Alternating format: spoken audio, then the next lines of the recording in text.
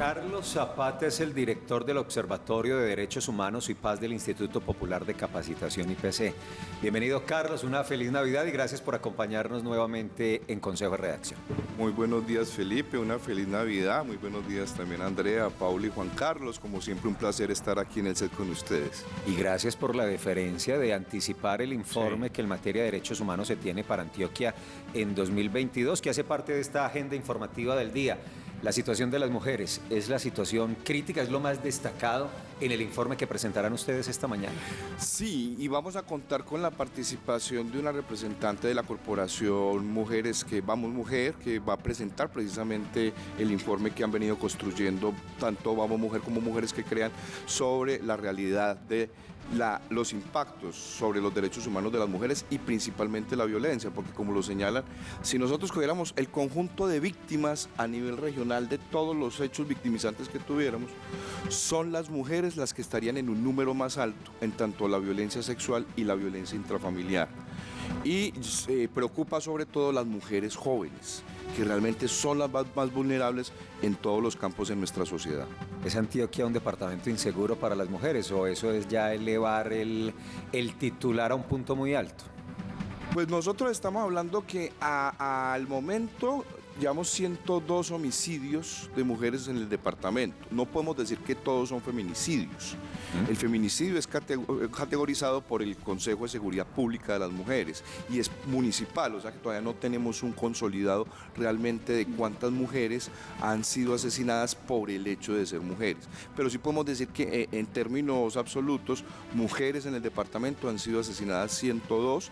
Tenemos una leve reducción con relación al año anterior, que fueron más o menos 125, pero hasta el 31 de diciembre. Pero igual cualquier vida de cualquier mujer nos pesa y nos duele, y más porque nos damos cuenta que es que la mayoría de las mujeres están siendo agredidas y asesinadas en el entorno familiar, por exparejas, o sea, son personas conocidas las que están asesinando a las mujeres, y es lo que más nos duele porque nos denota que también tenemos que hacer un trabajo cultural, ¿cierto? No solamente de atención institucional, sino de transformación de estas prácticas violentas que nos están encarnando violencias estructurales y a futuro otras violencias más complejas. Carlos, y dentro de los diagnósticos, ¿qué está pasando ahí? ¿Está fallando la atención primaria de algunas denuncias? Porque en muchos de estos casos se sabe que la mujer ya había advertido sobre agresiones de quien finalmente la asesinó.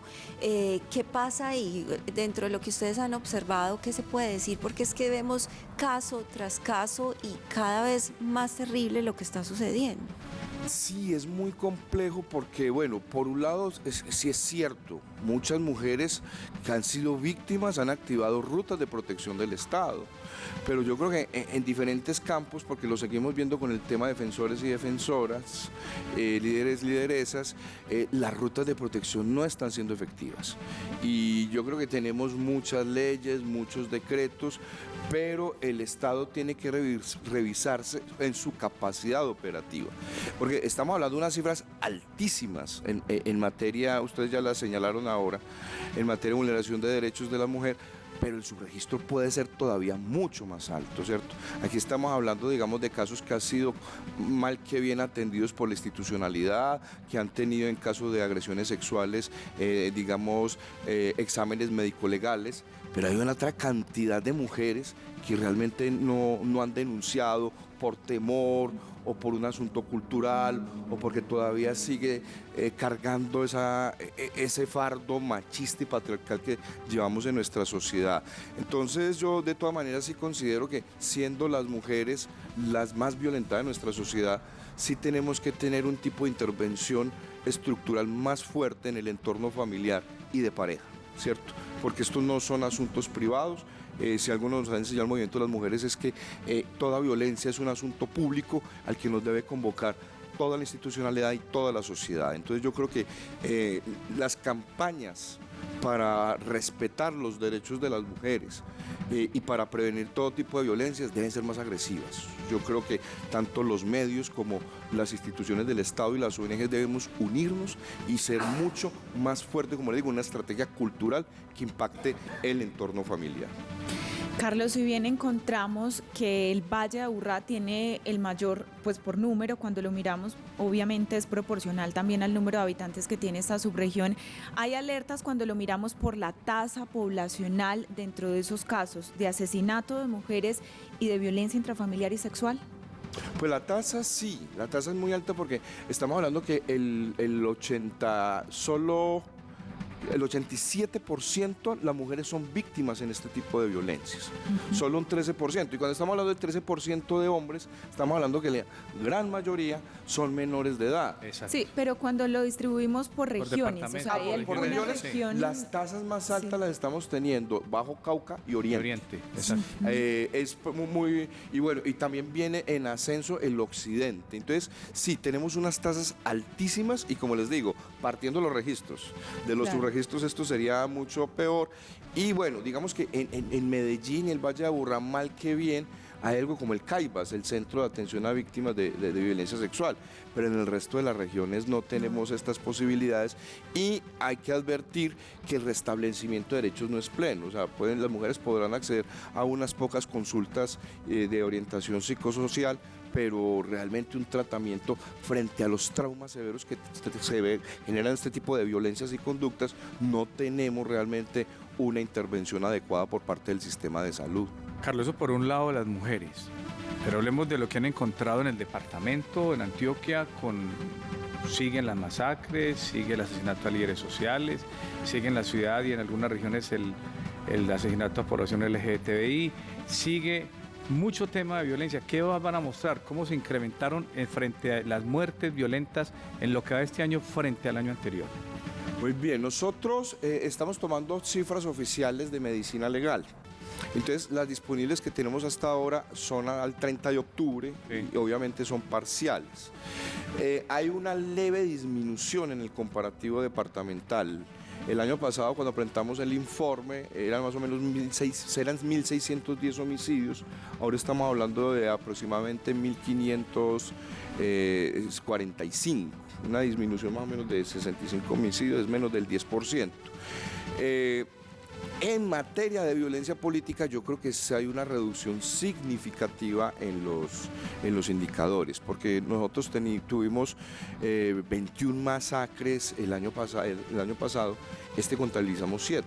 Perdón, el año pasado fueron 14 masacres. Sí. En Sí, Antioquia. En Hablando de Antioquia. Solo estoy hablando de Antioquia. Sí.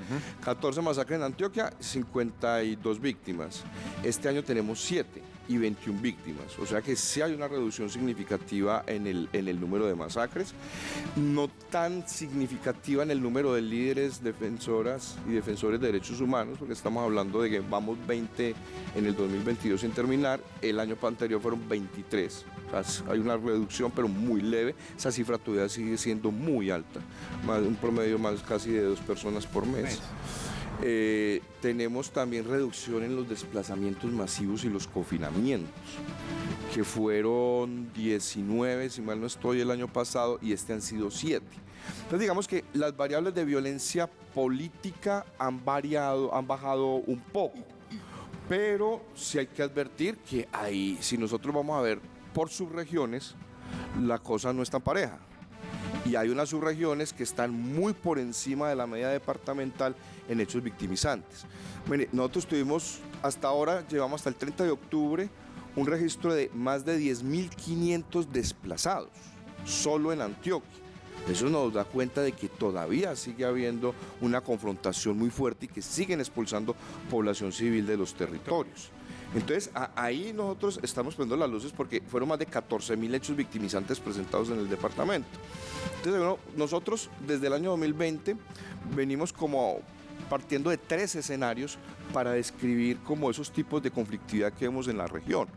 Hablamos de un primer escenario que se caracteriza por estas zonas donde se ha debido implementar cabalmente los acuerdos de paz, lo que denominamos la zona PEDED, que es básicamente la zona de donde se retiran las FARC, pero el Estado en su momento no hizo la presencia que se debía y estos otros grupos armados se están disputando ese territorio. Y concretamente las zonas más complejas ahí siguen siendo el norte, sobre todo entre Ituango, Valdivia, parte de Yarumal, Bajo Cauca, sobre todo el sur de Cáceres, hay una alerta y posibles desplazamientos porque hay mucha actividad entre las AGC, el ELN, las disidencias de las FARC. Estamos hablando de Anorí, Remedios y Segovia, que no para la violencia en el nordeste. Y tenemos otro escenario que responde más, digamos, a la ampliación de dinámicas que desde hace varias décadas hemos visto en el Valle de Aburrá, pero que cada vez cogen más subregiones cercanas. Esas lógicas de microtráficos, de guerras entre bandas, por fronteras invisibles, extorsión y demás, que suroeste ha sido el más impactado en los últimos años, pero hay que decirlo que en este año ha tenido un descenso significativo en estos indicadores negativos, pero hacia el oriente y el nordeste cercano se está complicando muchísimo la conflictividad entre esas estructuras que son, digamos que son estructuras grandes del Valle de Aburrá. Que se desplazan. Y que tienen en las locales quien le venda sus productos, sus sustancias alucinógenas, con quien construir redes de extorsión, y por eso son las contiendas en estos territorios. En Medellín la cosa está más tranquila, municipios como Bello tienen una reducción del 60% en el homicidio, que es muy significativa. Medellín, digamos que tiene una tasa de las más bajas en su historia, estamos en casi 12 homicidios por cada 100.000 habitantes, aunque sí hay que prender las alarmas, porque en los últimos meses en San Javier y Robledo hay una conflictividad muy fuerte con esta estructura de los perseveros que a su interior tiene guerras internas. Tradición, sí. Y también tenemos la comuna 1 y 2, que en el límite hay entre los Triana y San Pablo, hay también unas conflictividades. De resto, el Valle de Aburrá podemos decir que ha venido como que en un escenario de pactación en las estructuras que han venido respetando esos acuerdos pacíficos. Conversación con Carlos Zapata, director del Observatorio de Derechos Humanos y Paz del Instituto Popular de Capacitación. Finalmente, Carlos, en ese contexto, en todo eso que usted nos está planteando, el actuar de las autoridades, ¿qué tanto se ha visto en este 2022 y qué tanto ha servido la presencia de la autoridad nacional, regional y local respecto a esas disminuciones con las preocupaciones que se tienen de algunas zonas donde los indicadores están por encima del promedio departamental? Bueno, nosotros todavía tenemos serios problemas para ejercer control territorial por parte de la fuerza pública en la mayoría del territorio rural y incluso me atrevo a decir que urbano. Es más fuerte, es más grande el ejército que la policía. Y eso tiene problemas, porque el ejército no puede intervenir en todos los territorios y todos los campos. Por derecho internacional humanitario, digamos, ellos no podrían utilizar sus fusiles dentro de centros poblados. Entonces, cuando vamos a ver cuántos corregimientos de Antioquia de más de 3.000 habitantes tienen presencia en una estación de policía, eso es muy limitado. Entonces hay que cambiar la estructura de configuración de la fuerza pública a una fuerza civil que realmente pueda prestar protección y garantía a la población civil. Un pelotón de 40 hombres, por eso los utilizamos en zona rural, porque en zona urbana realmente no son operativos, no tienen funciones judiciales. Habría que fortalecer el aparato de policía judicial. En la mayoría de estos municipios no hay CTI, habrá 2 policías de la SIGIN, uno recepcionando denuncias y el otro qué investigación va a llevar con 200 carpetas que puede tener un fiscal local. Entonces, hay que decirlo, institucionalmente no estamos fortalecidos, hay que fortalecerlo, hay que replantear la estructura del Estado. Los PMU por la vida, pues todavía no están generando los efectos esperados porque no hay una presencia del alto gobierno nacional. Entonces, claro, la coordinación termina siendo muy limitada, se la están entregando mucho los alcaldes, pero alcaldes que tienen un pie de fuerza de 12 agentes de policía por turno, ¿qué podrán hacer para garantizar la protección de un líder? O sea, no pueden colocar 2 policías a proteger una persona, porque dejarían miles en desprotección. ¿Ves? Estos yo creo que son los ajustes que hay que hacer, que como les digo, son retos que tiene el gobierno nacional, los ha venido abordando, ha venido planteando la necesidad de un ministerio de la paz y la seguridad, una policía fortalecida. Si llegamos a un contexto de paz total, habrá que hablar de reducir el ejército, porque es que nuestro ejército es prácticamente, después del de Brasil, el más grande de Latinoamérica. Reducir el ejército y ampliar la policía. Y ampliar la policía. Claro. Correcto.